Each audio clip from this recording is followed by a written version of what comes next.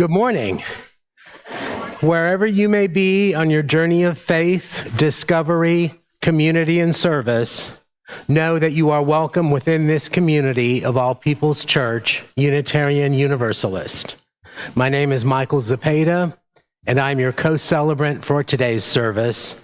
And in the pulpit is our minister, Lori King-Nelson. Our worship theme for July and August is welcome and inclusion. We hope you'll find meaning and comfort in the words and music offered during the service. We're especially pleased to greet those who have not been here before. We welcome you and hope you feel the love and the care that this beloved community has to offer. For more information about us, please utilize the QR code found on the back of the order of service for our social media platforms. Following the service, we will meet for coffee and conversation in the library at the rear of the sanctuary. If you haven't yet done so, please sign in at the visitors table by the front door, where you can be placed on our mailing list to receive the weekly emails and the monthly newsletter. Now please settle comfortably for our musical prelude.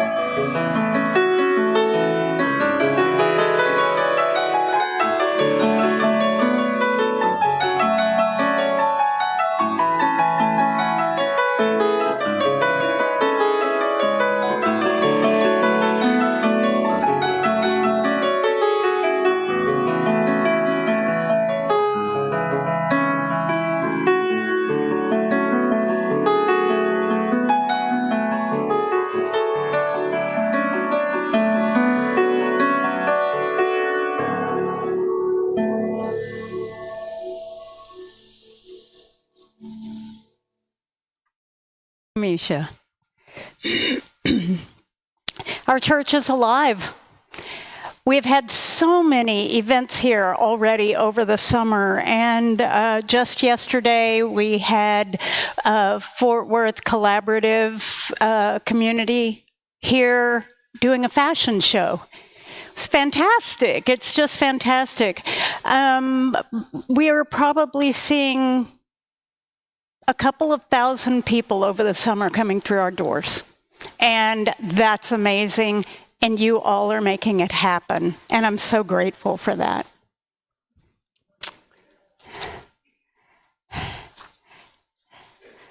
Let's call ourselves to worship.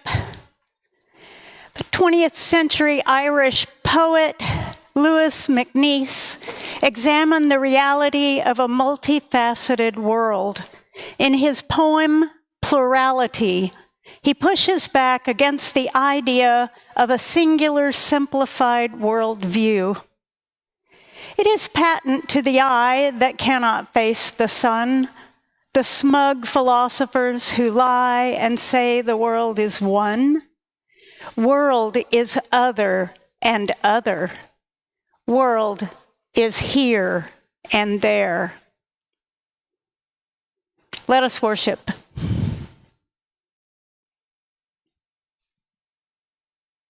I invite you to rise in body or spirit for the chalice lighting, our opening hymn, and our spoken affirmation. Our chalice words are from our late minister emerita, Reverend Marjorie Montgomery. Life is a gift for which we are grateful. We gather in community to celebrate the glories and the mysteries of this great gift. Please join now in singing our hymn for the month of July. That's number 361, Enter, Rejoice, and Come In. I think the lyrics will also appear on the screen.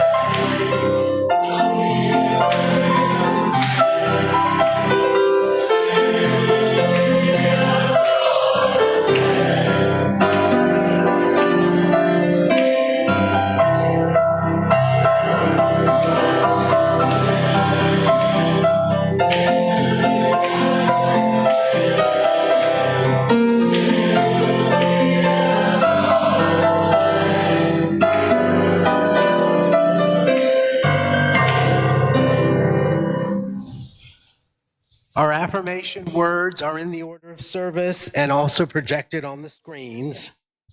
Love is the doctrine of this church. The quest for truth is our sacrament, and service is our prayer. To dwell together in peace, to seek knowledge and freedom, to serve others in community, to the end that all souls shall grow into harmony with creation. Thus do we covenant with one another. Please be seated. The young and the young at heart are invited down to the steps in front of the chancel for the Story for All Ages.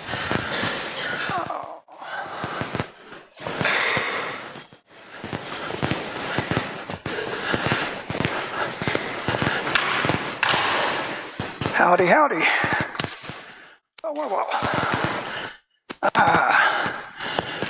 Okay, today we're going to talk about mooses. Mooses. And of course, you all know how to draw a moose. No. What do you mean, no? I don't know how to draw a moose. Well, that's silly. Can you draw a peanut? Yes. Then you can draw a moose. Yeah. Hope this isn't dry.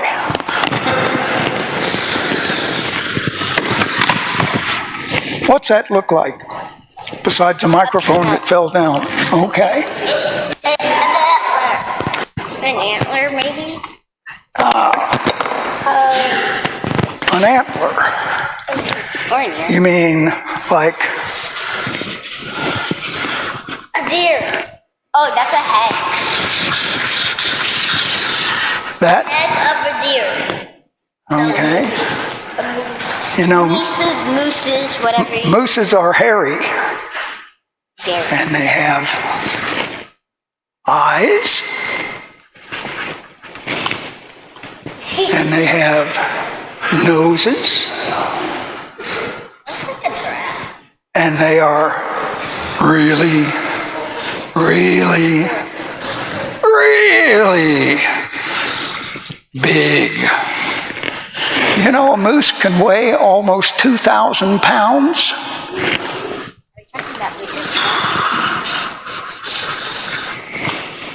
See, if you can draw a peanut, you can draw a moose. Now, the story we have today is about mooses and what to do if you encounter a moose.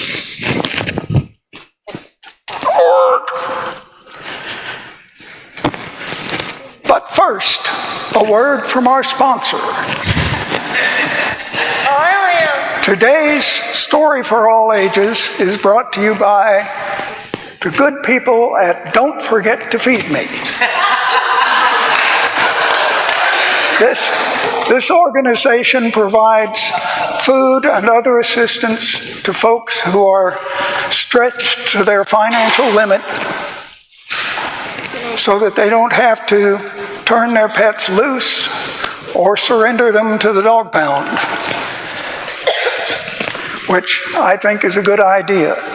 And this envelope is going to be on that little lectern as you come out the door. And if you have the time, the inclination, and the money, put something in the envelope for Don't Forget to Feed Me, and write your name on the back and the amount so that Joe will know who you are and be able to harass and annoy you for more money every Sunday. We also have another announcement for those of you who are World Cup fans. Next Sunday at 2 o'clock, right here where you're sitting now, we will be having a broadcast of the World Cup final, which, because I am a totally even-handed and unbiased observer, I hope will be England against France. I'm looking forward to Agincourt 2.0.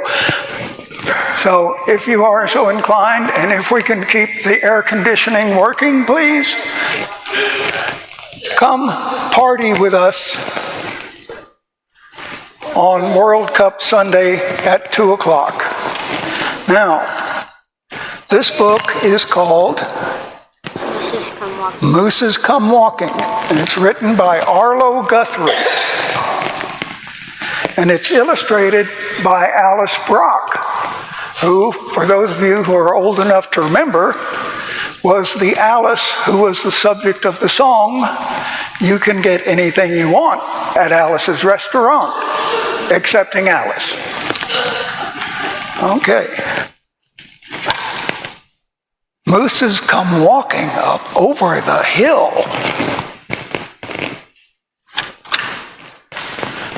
Mooses come walking, they rarely stand still.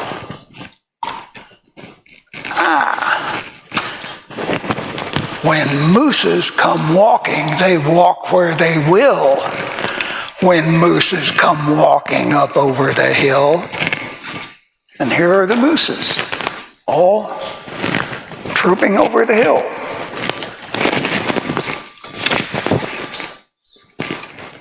Mooses look into your window at night.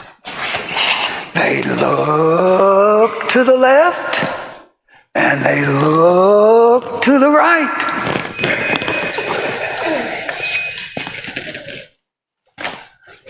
And here are the mooses looking left and right. They go like this. And the pages are stuck together. The mooses are smiling. They think it's a zoo. That's why the mooses like looking at you. So, if you see mooses when you're lying in bed, Lie very still and pretend that you're dead.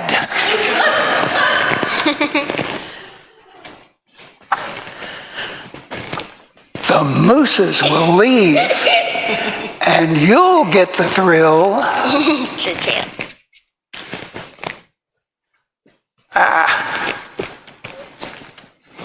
The moose is going to run away from you. Of seeing the mooses go over the hill. So that's what to do Bye-bye, mooses. if the moose sticks his nose in your window at night.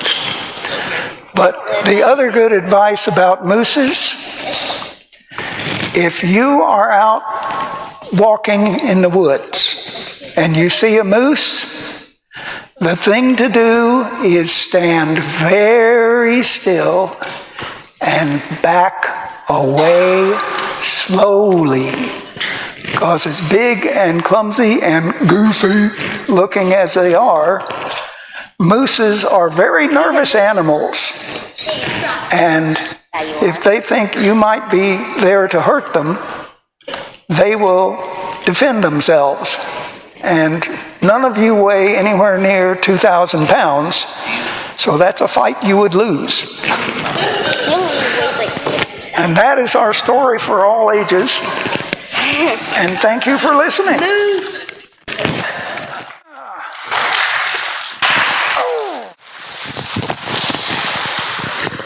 This microphone is trying to strangle me.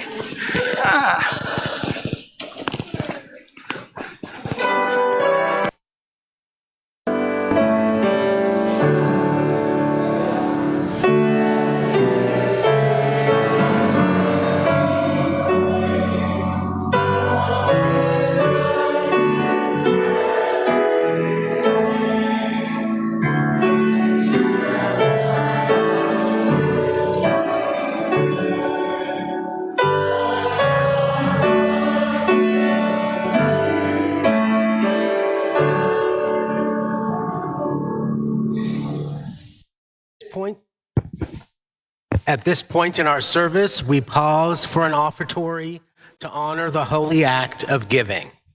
In the words of Laura McGuire, we give when we have been blessed with a surplus, ranging from time, energy, and prayers to talents and finances. Sometimes we have all of these to offer the bounty of, and other times only one or another. In certain seasons, we have nothing to offer and are granted the equally important blessing of receiving. No one is more or less beloved because of how much they can give or how much they need to receive.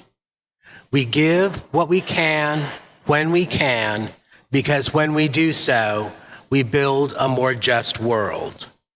Your contributions will benefit the missions and operations of our church, as well as outreach to the larger community. We share a portion of the cash offerings that are collected each week with a charitable or nonprofit group.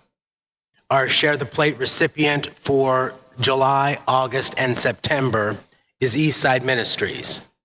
Eastside Ministries is a local agency dedicated to providing food, clothing, and other essential items to our neighbors in need. For your convenience, you will find a QR code for making contributions on the back of the order of service. And now, will the ushers please come forward?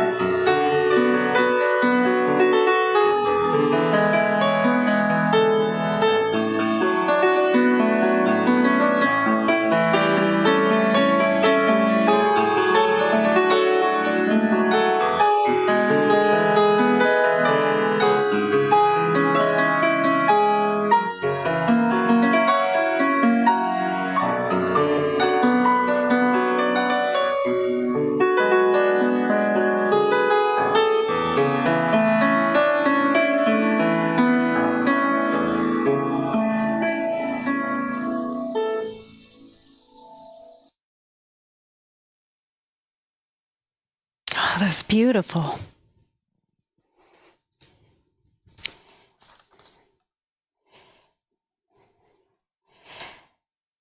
Religious pluralism.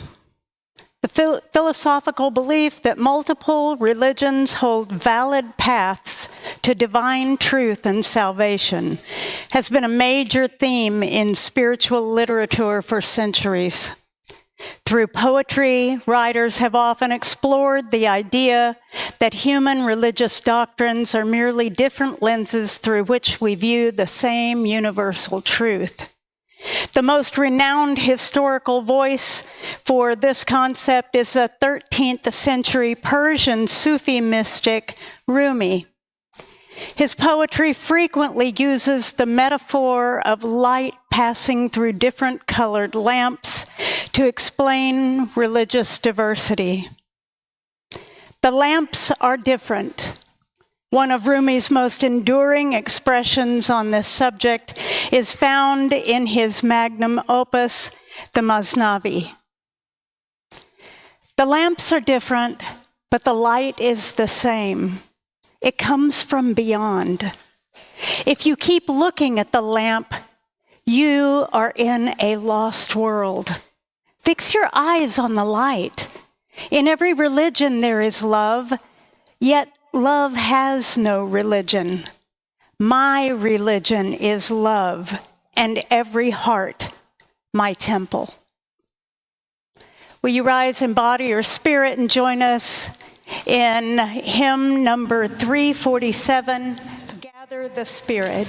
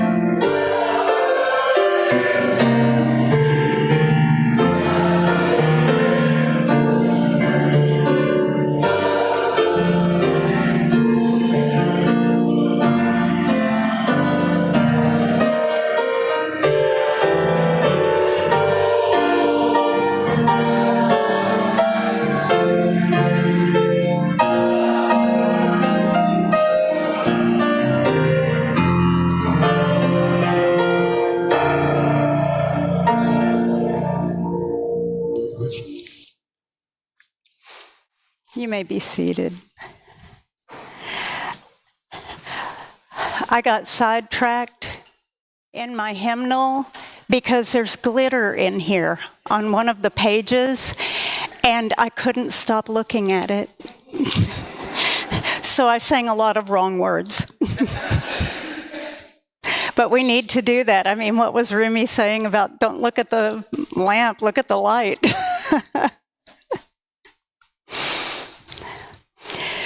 At this time in our service, we pause to honor and to give time and attention to those things most important to us.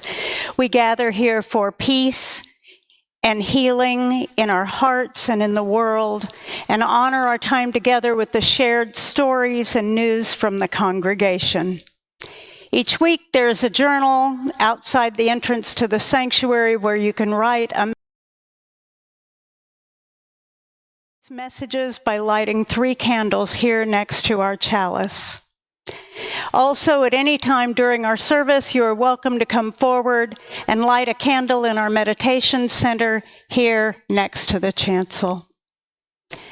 Today, from our book of memory and hope, we include the following.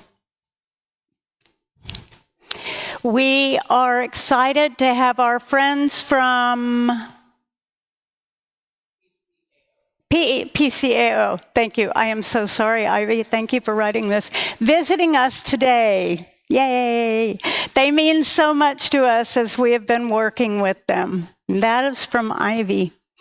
Another, in world events, we all know that Lindsey Graham has passed away and that Mitch McConnell is very close to that. And as Unitarians, we do feel conflicted, I know, but we are a compassionate people, and our prayers go out to their families who love them. And we do thank them for their lifetime of service to our country. And in better news, old members in the 80s, back when this was first Jefferson, Walter and Linda McConaughey, they have both passed away, and they left our church a $25,000 bequest. Right?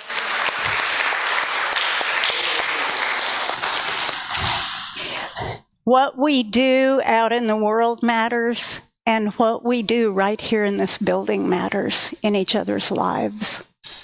So thank you for loving them and getting them to love us.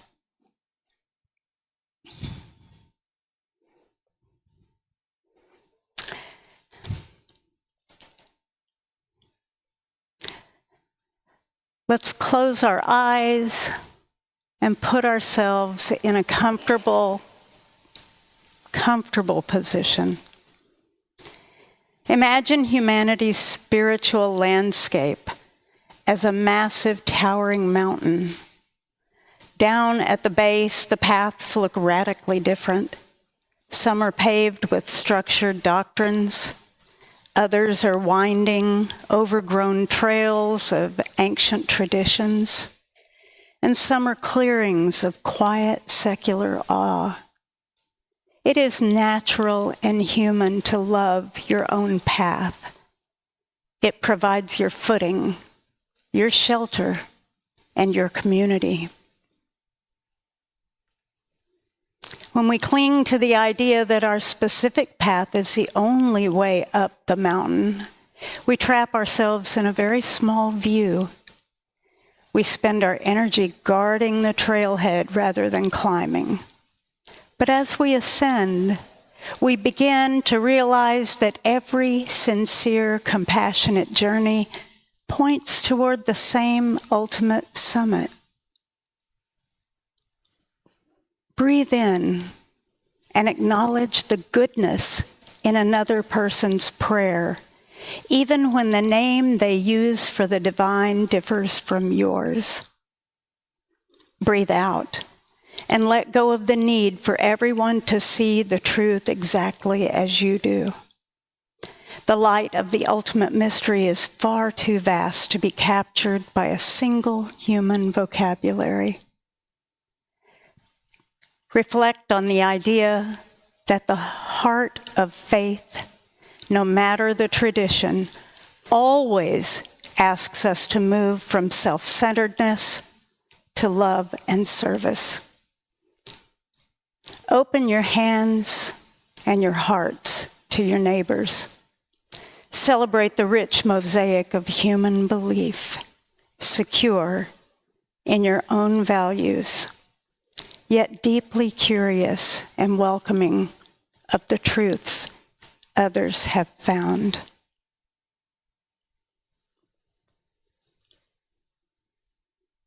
As we are in the base of the mountain, looking up,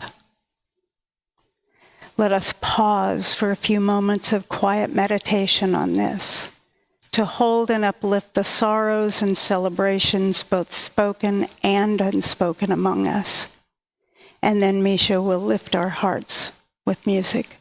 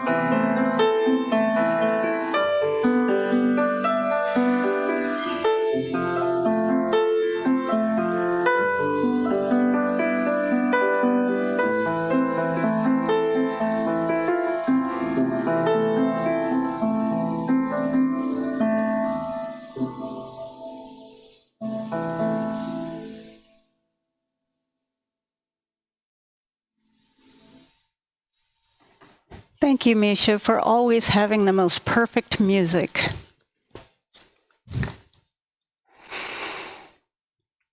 And I want to say, adding on to Don't Forget to Feed Me, you know that if you donate some money to them, they can buy some moose food too.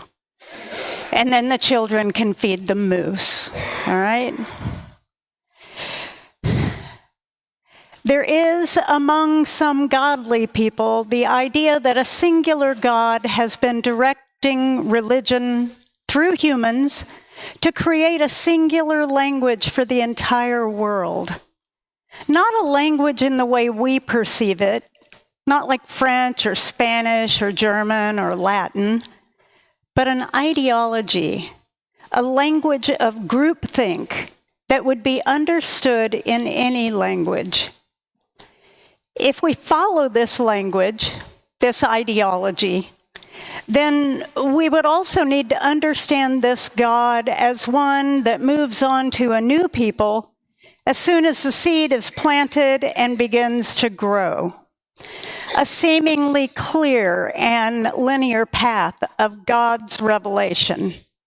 A religious language we can all speak. One that tells us what to think, feel, see, do, pay. A language that tells us if we do as we are directed by this God, there will be rewards after death. And the different religions grew. And as they did, so did the frightening threats of the afterlife and reincarnation. This is God's starting point, according to these folks. God's way of keeping people tied to a universal language of unity or conformity. Let's just forget for a moment that Hinduism was not one religion, but hundreds of faith systems along the Indus Valley. Sindhu, by the Persians, it was called, and then Hinduism by British colonizers. Let's also set aside our understanding of Buddhism, sharing many foundational Indian concepts, and the fact that the Buddha himself was Hindu and was developing a new faith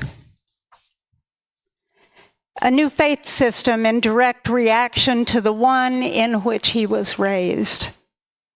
We don't even need to think about the progression of Hebrews to Canaanites to Israelites to Jews. But let's talk just for a moment about what came next. Because even though it occurred thousands of years ago, this is the true start of what we see now as Christian nationalism, like in its infancy. So in the time between the first and second temple period, Judaism was changing rapidly. During the first century, Second Temple period, reform movements were popping up across the religious landscape, producing a variety of sectarian groups and philosophical schools. There were many more than this, but for the sake of time, I'll just tell you about the main ones. The Pharisees. They were a group of scholars and teachers who emphasized the oral law and the resurrection of the dead. That was the foundation of modern rabbinic Judaism. The Sadducees were the elite, wealthy conservatives, mostly priests, who rejected the oral law and the concept of an afterlife. The Essenes were an ascetic, apocalyptic community that withdrew completely from mainstream society to prepare for the end times. They practiced strict purity rules and have been associated with the Dead Sea Scrolls, from which a great amount of insight into this time period has been gleaned. The Zealots and Sicarii were political and religious militants who advocated for armed rebellion to overthrow Roman rule. The Herodians were a political party of Jews who supported the rule of King Herod and his pro-Roman policies. And then there were tiny but growing groups of Jewish Christians, the Ebionites and the Nazarenes, who lived as observant Jews, but believed Jesus was the promised Messiah. Eventually, the sectarian landscape dissolved and the Jesus movement became Christianity, and the Pharisaic tradition became rabbinic Judaism. This, of course, is a simplified view. Anyone who has studied world history or world religions knows that as one thing becomes another, it doesn't signify the end of the first thing. All of the schools of thought still exist, as does the power struggle between faith systems and the control of whole groups of people using religious groupthink. And when we step back from all of the rhetoric, rules, beliefs, and practices, when we actually understand the historical part of the rise of many religions, not just the 5 great religions of the world we're taught in college, and we can see the fingerprints of human manipulation on every one of them. From corrupted biblical translations to interpretations of religious law, we see why there are upwards of 65,000 to 90,000 denominations of just Christianity. Less now, I suppose, since biblical scholar Pete Hegseth spent some time scratching a bunch off the list. A move that brings us perilously close to the death of the First Amendment. I'm going to get away from politics now, okay? And it is the familial relationship between Christianity and Judaism that makes the leap from freedom of and from religion to Christian nationalism. Themes drawn from Jewish and Christian scriptures are adapted into a modern political ideology, merging religious and national identities, and speaking of nations as divinely chosen, creates a worldview where everyone is either on the inside or the outside, which is basically the playbook of Christian nationalism. Weren't we taught that manifest destiny guided the colonization of the Americas? And if there were found to be people already living in these places, the divinely chosen people would get rid of them. And you know what it means to be gotten rid of. It's always the chosen people in a promised land narrative. And there are still hundreds of millions of Christians who believe with all their hearts that the Christian church supersedes Israel as God's chosen community, which contributes to a supreme religious and cultural entitlement. This colonialist Christian ideology is like a free pass to murder, steal, enslave, and marginalize people, and to have a clear conscience about it. So when we hear those speaking of the U.S. being a Christian nation, when you're ready to fully push back against this false narrative, I want you to share the words of Reverend Lauren Livingston, senior minister of Central Church in Charlotte, North Carolina. He says, "There has never been a Christian nation and never will be. You don't live in one now. A Christian nation wouldn't have killed and displaced 20 million Native Americans who are still left out and living in poverty. A Christian nation would never have thought of owning slaves as something that was pleasing to God, or that it lined up with Scripture in any way, shape, or size. And we not only practiced it, but we were so obsessed with it that we went to war about it. We had a civil war, and in that civil war, 500,000 Americans died. That's more Americans than died in World War II or any other world we've ever had. In our own civil war, we killed 500,000 of our own people so people could have the right to own other people as property. Reverend Livingston goes on to say that we had godly people come over here on boats so that they could worship. Some of the people who constructed this country were godly people, but it has never been a Christian nation, and it never will be. I can tell you, I was mightily surprised by this older white male minister of a Cogic church, and that's Church of God in Christ, preaching a message about Christian nationalism in North Carolina, of all places. But it shows us that religious people across our country are waking up to the reality that Christianity is being hijacked and faces significant cultural and political changes. The fusing of religious and national identity is overshadowing the core teachings on humility, compassion, and grace, values we share with our Christian roots. 30 years ago, I would have been sounding the alarm on the commercialization of faith, the turning of it into a consumer commodity by the megachurch and prosperity gospel cultures. 20 years ago, I began to notice an alarming shift to Christian nationalist groupthink. These two things are certainly connected in the way that they are turning what should be a self-sacrificing faith into a transactional business focused on material wealth and entertainment. Honestly, I lay awake at night and think about how the film Idiocracy was so ahead of its time. And if you haven't watched that, please do.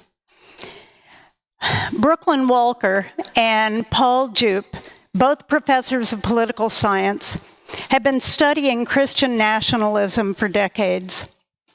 They say that while the term Christian nationalism may be relatively new, its presence among the American public is not. Not only have major organizations like the Family Research Council and Wall Builders been actively promoting Christian nationalist ideas for decades, but recently Americans have been actively taking on and identifying with the label Christian nationalist. And that's concerning because Christian nationalism is associated with stronger out-group antipathy, especially toward racial, ethnic, sexual orientation, and gender identity minorities. In their research, published in Politics and Religion, Walker and Jupe found that American Christians, and this blew me away, American Christians hold both Christian nationalist and anti-Christian nationalist ideas in their heads at the same time. And second, the more they affirm anti-Christian nationalism, the more they affirm Christian nationalism. It seems somewhat confusing how we can hold these two worldviews at the same time. But when people hold both of these ideas at the same time, it's always going to be Christian nationalism that wins out. Walker said that there's some good news from their research, though. Opponents of Christian nationalism are working with some plowed ground, they say, and they are increasingly spreading the seeds of separation of church and state, religious tolerance, and the golden rule. But when elites conjure storm clouds that portend threats for Christians, the anti-Christian nationalism seeds are washed away, giving the seeds of Christian nationalism plenty of room to crowd out the tolerance. Opponents of Christian nationalism, therefore, need to take on Christian persecution beliefs head on. We have to push back. I think I've said the word Christian more times today than in the whole past year. But it has been on my heart especially hard as we hit this 250-year milestone and see religious freedoms being stripped away from all of us, replaced by something so completely opposite of our values, something that serves only those in agreement with that flavor of groupthink control. So we find our nation This beautiful experiment built on the most heinous crimes and the most noblest ideals, still being guided by those with a powerful and divisive religious message. It is still a lofty venture that is yet to deliver the freedoms it fought so hard for. But I'm not willing to give up on this bold nation of many religions and cultures. We are still a nation that values diversity, and I believe we can find balance somehow between that and our national identity, while maintaining mutual respect for our neighbors' beliefs. We are not a Christian nation, and we have never been a Christian nation. What a tiresome country we would be if it were so.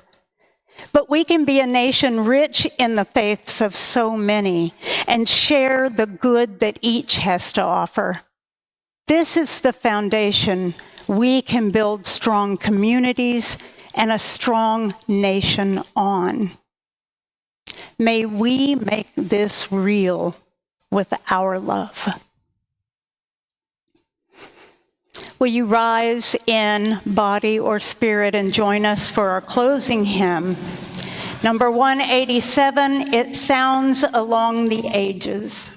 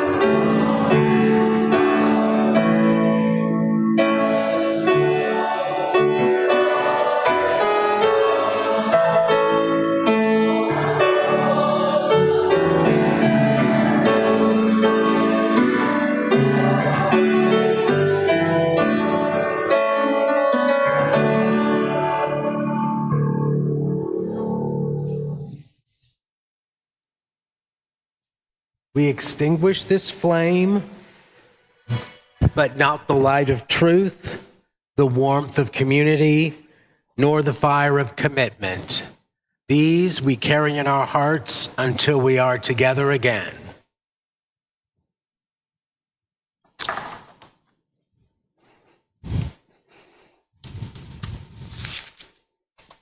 I am not done yet.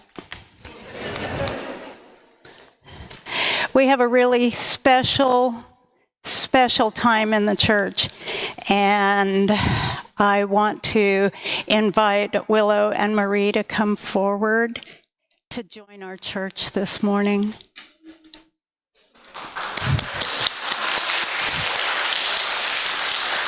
And Hannah, I'm sorry, and Hannah.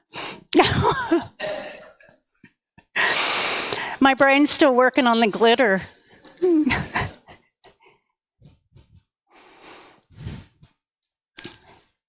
These young people, I consider, y'all are prophets, you are. You work for the good of our country and the good of the world. You free people, you do the work, and you know what has to be done, and you teach others how to do it. And that is the work of prophets in our history. And we are so happy to have you all here. So we want you, yes. We'd like for you to sign our membership book.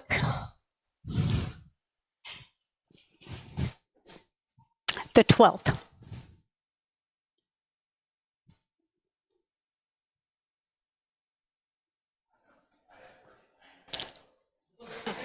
If you've never signed the book, please come forward and do that. For real.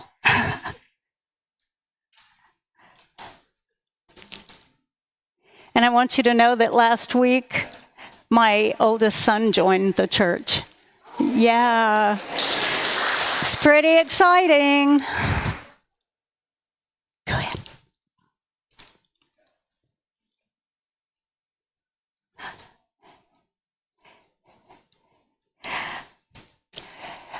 And Henry, too.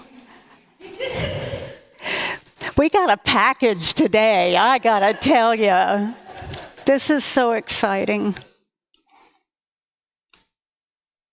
Y'all know how easy it is for me to get emotional. We're there.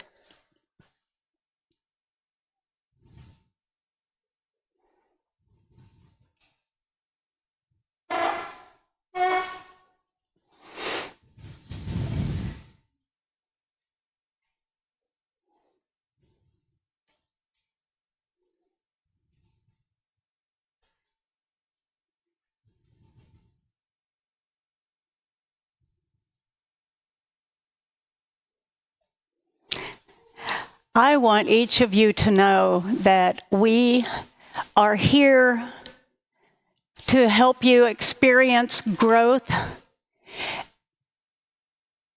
but you are also here to help stretch and grow us. And we look forward to this community of family and faith that we have together, making good things happen in the world. Oh, we love y'all. Yay!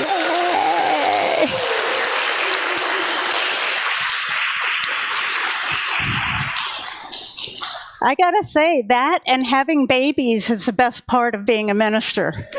It really is. Not me having babies, but y'all having babies. I want no more. Gracious and loving Spirit, you reveal yourself through the diverse tapestry of humanity. We celebrate the many names and paths we use to seek truth and meaning. Bless our differences.